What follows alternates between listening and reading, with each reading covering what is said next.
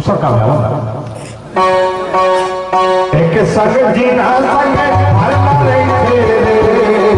एक संग जीना संग हर मारे तेरे हीरा रे हीरा हीरा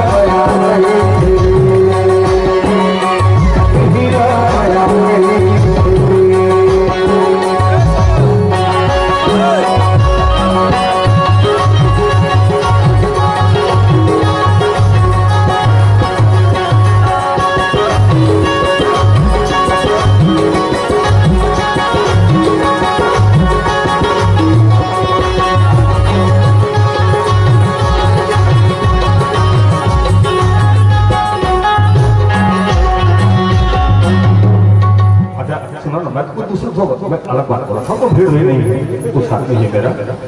एक बात बहुत ईमानदारी पूर्वक मैं मामा हूँ माँ से माँ मतलब मामा से क्या छुपाना है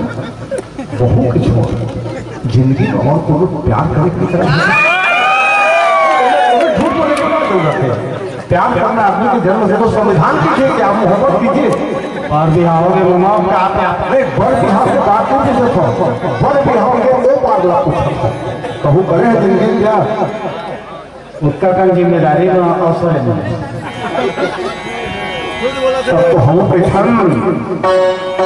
इहिला इहिला माया